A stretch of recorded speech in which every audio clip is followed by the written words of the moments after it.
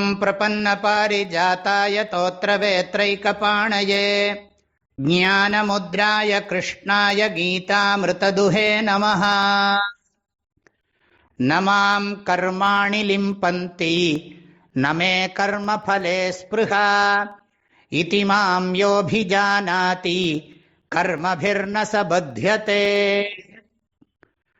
பகவான் ஸ்ரீகிருஷ்ணர் இந்த ஸ்லோகத்துக்கு முன்னால 13வது ஸ்லோகத்தில் இந்த படைப்புக்கு நான் தான் கர்த்தா என்றாலும் உண்மையில் அகர்த்தா என்று தெரிந்து கொள் அப்படி சொன்னார். இது நான் தான் செஞ்சேன்னு சொன்னாலும் நான் செய்யாதவன்னு தெரிஞ்சுக்கோ அப்படின்னு அர்த்தம். அது நமக்கு புரிஞ்சுக்கிறது கொஞ்சம் கடினமாக தான் இருக்கும். தத்துவ நோக்கில் ஆராய்ச்சி பண்ணி புரிஞ்சுக்க வேண்டிய விஷயம். கனவை நான் அனுபவிச்சாலும் கனவு எனக்கு உண்மை இல்லை அப்படிங்கிறது நாம் புரிஞ்சுக்கிற மாதிரி இந்த விஷயத்தையும் புரிஞ்சுக்கணும். கொஞ்சம் கடினம்தான், இருந்தாலும் மேலும் பகவான் அதை விளக்கி சொல்றார். இதுதான் ஞான கர்ம சந்நியாசம். இது பகவான் எப்படி நான் கர்த்தாவா இருந்தாலும் அகர்த்தான்னு தெரிஞ்சுக்கோ அப்படின்னு சொல்றாரோ அது மாதிரி தான் நாமளும் இந்த உலக வாழ்க்கையில தர்மமாக நாம செயல் புரிந்தாலும் நான் எந்த செயலையும் புரியவில்லை அப்படிங்கிற ஒரு அறிவோடு இருக்கிறதுக்கு பேர் தான் ஞான கர்ம சந்நியாசம். இந்த அத்தியாயத்தினுடைய மைய கருத்தே இந்த 13வது ஸ்லோகத்தினுடைய 2வது வரிதான். தஸ்ய கர்த்தாரம் அபிமாம் வித்ய கர்த்தாரம் அவ்யயம். அவ்யயம் அகர்த்தாரம், மாறாத அகர்த்தா. ஒரு பொழுதும் நான் கர்த்தாவாகவே ஆகிறதில்லை அப்படிங்கிற கருத்து அதில் நன்றாகவே தெளிவாக இருக்கு. இந்த ஸ்லோகத்தில் சொல்றார், கர்மங்கள் என்னை ஒட்டுவதில்லை. நான் எந்த செயல் பண்ணினாலும் அந்த செயல் என்னை பாதிக்கிறது கிடையாது. மாம் கர்மாணி ந லிம்பந்தி. நான் எண்ணினாலும் நான் பேசினாலும் நான் உடலால் செயல் புரிந்தாலும் அந்த செயல்களால் எனக்கு எந்த பாதிப்பும் இல்லை. அஞ்ஞானிகள் என்ன பண்ணுகிறார்கள்னா, ஒரு காரியத்தை செய்கிற போது அதனால ஸ்ட்ரெஸ் வருது, ஸ்ட்ரெயின் ஏற்படுறது, சிரமங்கள்லாம் நிறைய ஏற்படுகிறது, மனசில் டென்ஷன்லாம் வருது. ஆனால் தன்னை பற்றிய தெளிந்த அறிவோடு ஒருத்தன் செயல் புரியும் பொழுது அந்த செயலால் அவன் பாதிப்படைய மாட்டான். இதை ஏற்கனவே 2வது அத்தியாயத்தில் சிந்தனை பண்ணியிருக்கோம். தொடர்ந்து நாம் இந்த கருத்தை சிந்திக்கத்தான் போகிறோம்.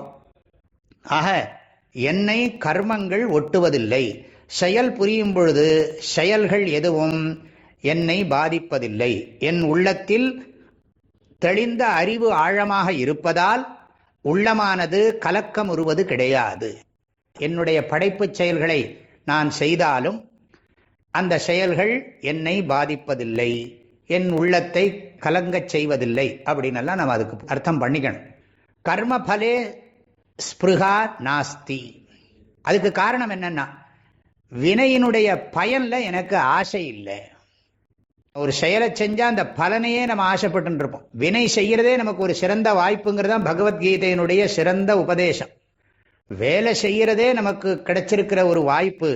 மற்ற உடம்புல வாழ்கிற உயிர்களுக்கு சமூகத்துக்கு உதவி செய்கிற வாய்ப்பு எல்லாம் மிக குறைவு. அது மறைமுகமாக செய்கிறது, அது வேற விஷயம். நம்ம திட்டமிட்டு நன்மையெல்லாம் நிறைய செய்ய முடியும். ஆனால் நம்ம என்ன நினைக்கிறோம், அந்த பலனைத்தான் எதிர்பார்க்குறோம். பொருளாதார ரீதியான பலன்கள், புகழ், பதவி, இது போன்ற விஷயங்களை நாம் எதிர்பார்க்கறதுனால நம்ம செய்கின்ற செயல்கள் நமக்கு துன்பத்தை கொடுக்கக்கூடியதாக இருக்கு. எல்லாரும் ஆசையோட செயல் புரிகிறார்கள். அதாவது செயல் புரியணுங்கிற அந்த செயலின் தன்மையை புரிஞ்சு செயல் புரியறதில்ல. செயலுடைய பலனையே நினைச்சுட்டு இருக்கிறவனுக்கு செயல்கள் உள்ளத்தை தாக்கத்தான் செய்யும். ஆகவே செயலின் விளைவில் பலன்களில் எனக்கு ஆசை இல்லை, எனவே செயல்கள் என்னை பாதிப்பதில்லைன்னு புரிஞ்சுக்கணும். இதிமாம் யோபிஜானாதி யஹா மாம் அபிஜானாதி இதி. இவ்வாறு எவன் ஒருவன் என்னை புரிந்து கொள்கிறானோ கர்மபிர் நச பத்தியதே சஹா கர்மபிகி ந பத்தியதே. வினைகளாலோ வினையின் பயன்களாலோ அவன் சிறிதும் பாதிக்கப்படுவதில்லை.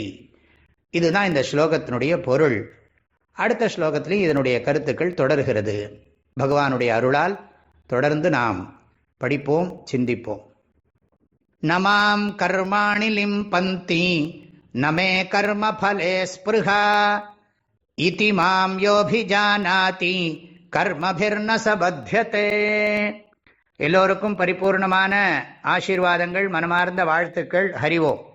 ஓம்